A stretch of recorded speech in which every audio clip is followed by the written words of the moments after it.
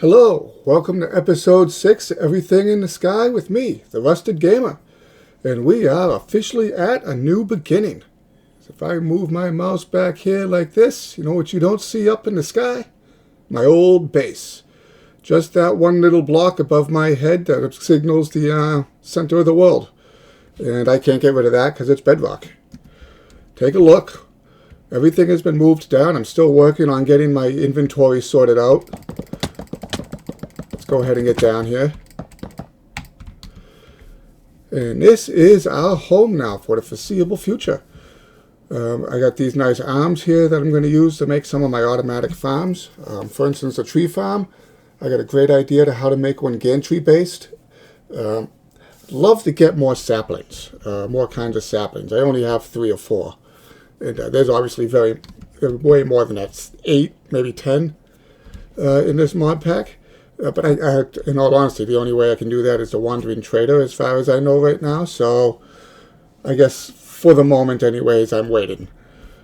And I'm still getting this sorted out. I brought my villagers down, but I don't really have a lot of need for villagers anymore. Really, it's just a top level enchant at this point. I don't need emeralds because when I start setting up the new production facilities, I'll already get more emeralds than I'll need. Same thing with diamonds, really, in most other cases. Like, you sift for so much with those sifters that I'm not going to need a whole lot of resources. But I do need to get set back up. There's a lot of stuff that I need to get back. I dumped a lot of resources in the move, just because I didn't want to bother trying to move everything. So, you know, there's a lot to still do, and now I'm kind of more in a permanent situation. Right? Do I want to get things set up and hide them in buildings, or do I want them to just leave the machines out so you can see them and see them working? I'm trying to figure out that right now. You know, I'm not a buildings design type of person. I've never been very good at building the actual buildings, especially something with flair. But I can make some cool looking farms. I mean, this came out looking really good. And yeah, I still got a lot of work that I want to do here. I figure I'll have a couple of little dirt islands that come up through here. I'd like to drop some fish in here and make it look, you know, alive. But so far, I'm pretty happy with this. And I've already taken our power supply from our farm and sent it across. So we actually have it coming out inside here now. So that's one thing that's been saved for us. Right there it is. I think it just goes in. It doesn't go anywhere right now. Alright, this is kind of what I'm thinking about for my wood farm. I'm going to base it off of gantries. So here's like a gantry carriage here. Everything will be glued together. Now up top you have the wood cutters. And in this design it's extra low profile, as you can see, and down underneath would be deployers with the different filters on them based off of the saplings and where we want to place them. And the only difference in this design is I might possibly move the gantry carriage down underneath instead of up top. So you don't even see it. It's all hidden underneath. But I'll figure that out as I continue to design the farm. Alright, so here we go. I revised my system a little bit. Let's fall down in here and take a look at what we have set up. First thing first, we have our rotational power coming in and hitting this rotational speed controller here. I have it set for 8 right now because this isn't going to have to move very fast. But I may turn it up a little bit just for the sake of testing. And then what's going to happen is we have this powered toggles latch. And what this will do is turn our gear shift on and off based off of when these redstone contacts make contact. And what will happen is this will go over. This will emit a redstone signal, and that should be picked up by this switch, which I will configure right now, I guess. Dirt and dirt. There we go. So right now this is dirt, and this will send a signal on the 2 dirt. It's like a frequency. So if this was dirt and a glue stick, for instance, like this, or redstone contact, then when it sends a frequency, it would only send to something receiving this frequency. So for now, we're going to go with dirt and dirt. And there's 3 of these we actually have to program. There's that one. There's this one down here all the way at the end. dirt and dirt. And then there's the one all the way back here at the beginning, which, as you can tell by the antenna, is a little different. That's because this one is in reception mode. So now when I flick this lever, if I have everything glued correctly, this should... Yep, see? Everything's not glued correctly. There we go. When I flick this lever, it should turn the system on. Alright, it is moving. Good. Now if we had it loaded, those deployers should be putting saplings down here. And I will have to test that at one point, but it's not going to be yet. Alright, let's turn the speed up a little bit and see if it turns back. So that's 30 rotations a minute. Alright, now if this comes back and does things correctly again, we should see it hit the redstone, and this latch should change and direction should change. Yes, fantastic. Alright, we're just going to shut you off. Alright, that's awesome. That is working as intended. So really, the only thing now is setting up a storage system and making sure the deployers are in the right spot, which I believe they already are. Alright, we're back, and I got lost in another project, as you can see, coming over the horizon. So we're on the opposite side of the ring from the wood farm over here. And I'm trying to get an idea as to what I need to make and when. So this is a cobblestone farm. It is obviously create based. I have no idea how much it actually generates in an hour, or anything like that. Right now it's set up to a threshold switch, and I'm going to change this in a second. But basically, this glass floor goes back and forth, and as it goes back and forth, it becomes, it stops becoming, blocks. It's like an entity. And then cobblestone briefly forms, and when the mechanism replaces the glass blocks, the cobblestone breaks up and then obviously gets washed into this vault. So let me change the threshold switch. We'll move this up, and we'll move this up, and that should turn it on. Are we not getting rotational force? We're not getting rotational force. Come on. Alright, there it goes. It's working. So as you can tell, it produces quite a bit of cobblestone very quickly. So this is definitely going to take care of my needs. I'm going to make it a little better looking and things of that nature, kind of maybe encase it a little bit. But this little ring here is going to be my grinding area. So once my next setup is going to be some grinding wheels, and I got to grind. You can see it's not totally efficient. I got to put some walls up and stuff. But I got to grind the cobblestone down into gravel. I got to grind the gravel down into sand, and then I got to grind sand down into dust. So I got to have a couple of different grinding stations and a couple of more vaults. But that's what I'm going to do. I think for now I'm going to put all of those here along this way. And at some point I'm going to have to get into some of the other aspects of the mods. Because inventory management, especially on a space this large, is going to become a little more difficult. And I'm pretty sure there are mods in here that are specifically designed to help me work with this.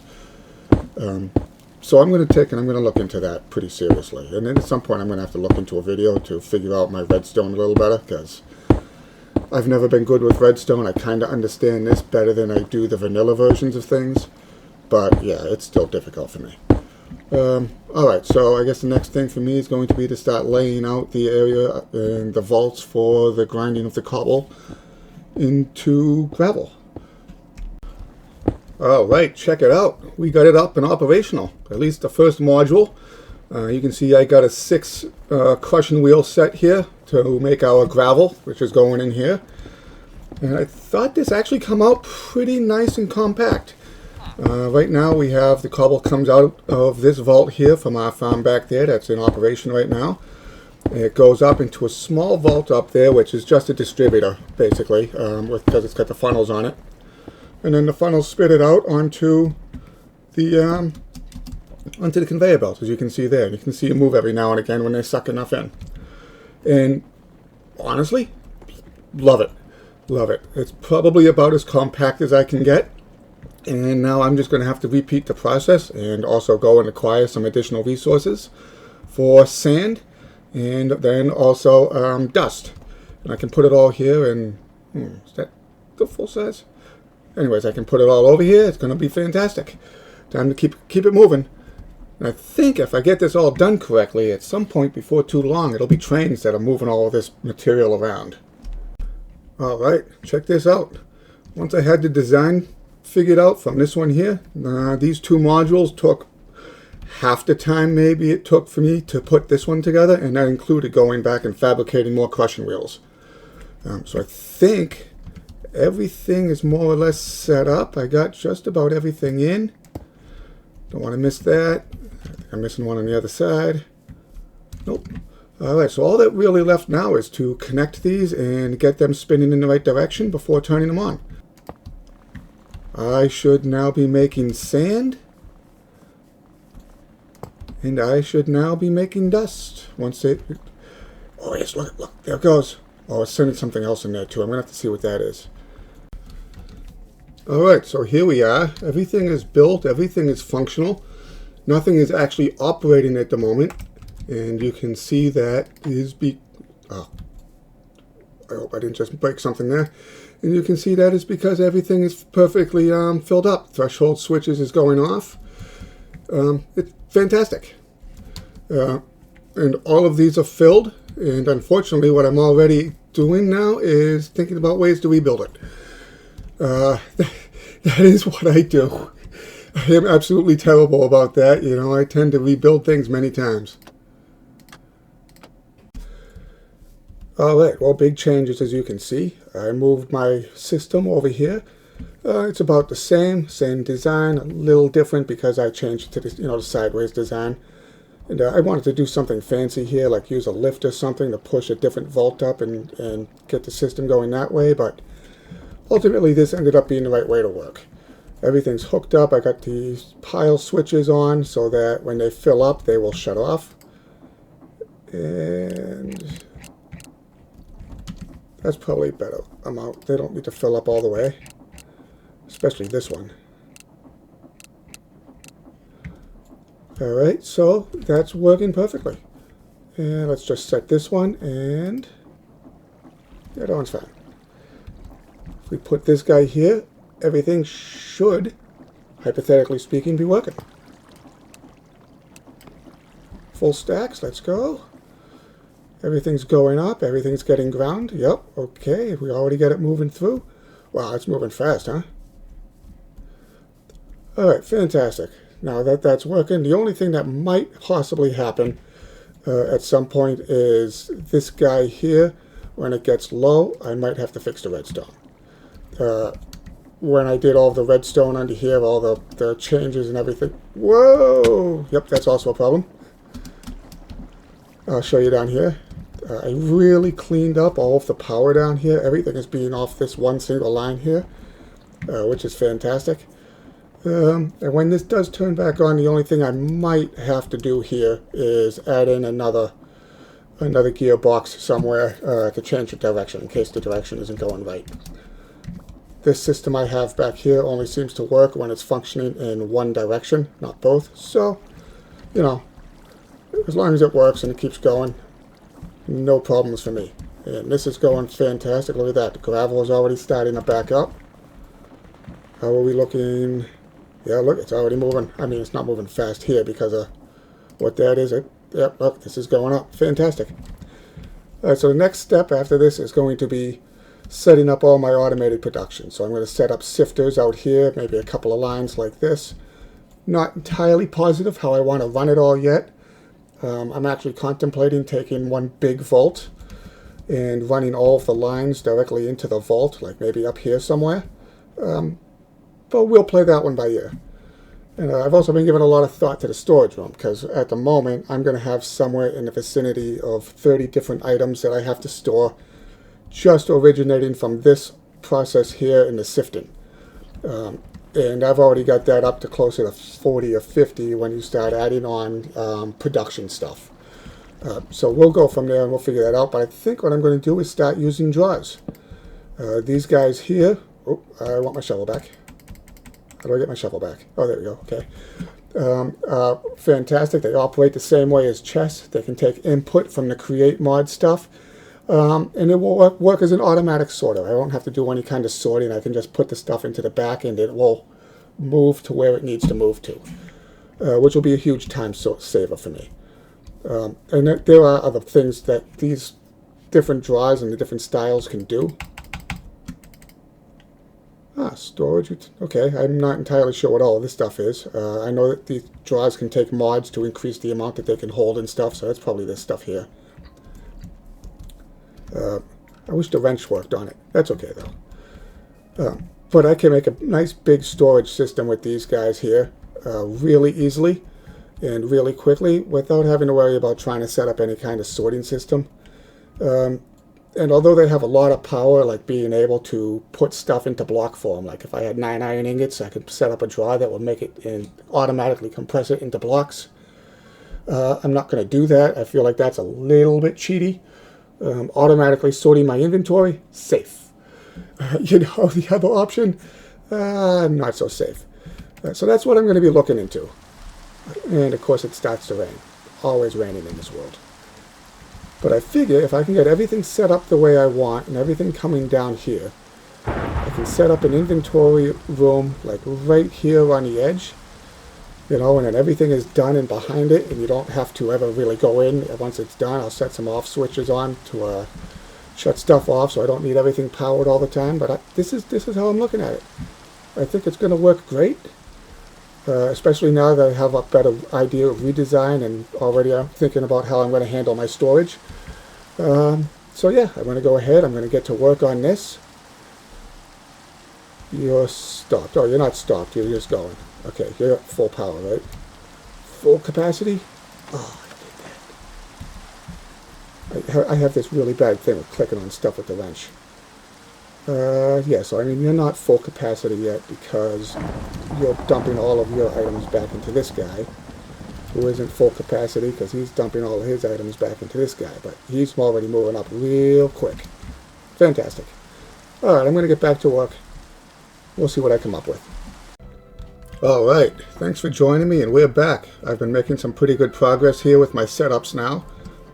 What you see here in front of me, nothing is actually running. Let me be clear about that. Nothing's actually running yet. But what we see here is a 2-sifting setup.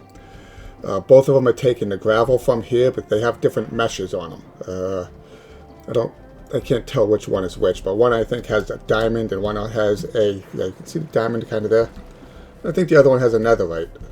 And so what they're doing is one is producing the dirt, the cactus, this sand here, the podzol, and then the other one is producing all of this stuff. So eventually what I'll do is I'll have this going into the vault. I just did this temporarily so I could have access to this for use in all of my filters.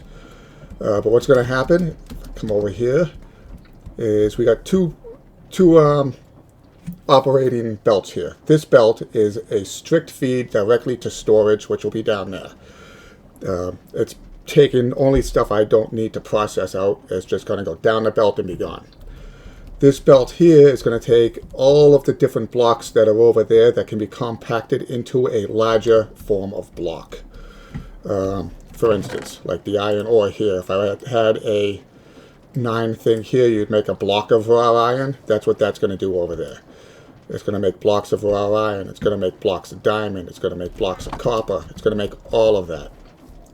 And then it's going to come down here, and then some of this stuff is going to be filtered and sent directly to storage via this line here, and then some of it's going to be filtered out on this side. All of the materials that need to be smelted are going to go through this smelting system right here, and then perfect, that's going to shoot down there. And now I got to get the screen system for this one and the screen system for that one set up, but I'm well on my way.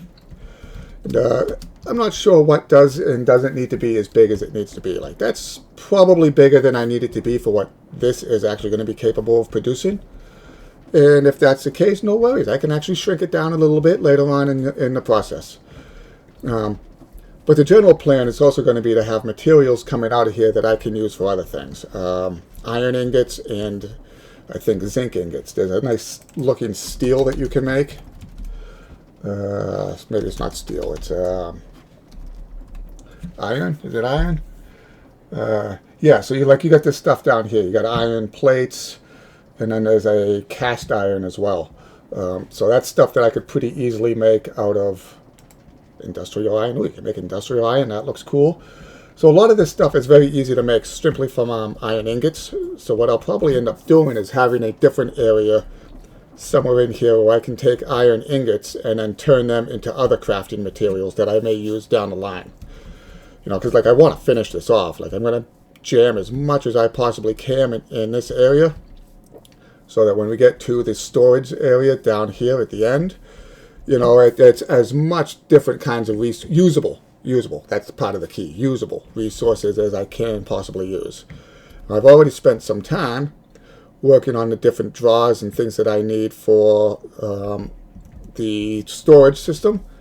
I'm not entirely sure. It's a little different in this mod than in the last mod, the mod video I watched, but that's okay. We'll figure it out. And hopefully this thing is big enough to handle everything that I need to handle. I mean, we have a lot of power coming through here. This is all operating at, what, like 170, 180 RPMs, maybe more. But that's it for now. And it's expanding. And I can't wait.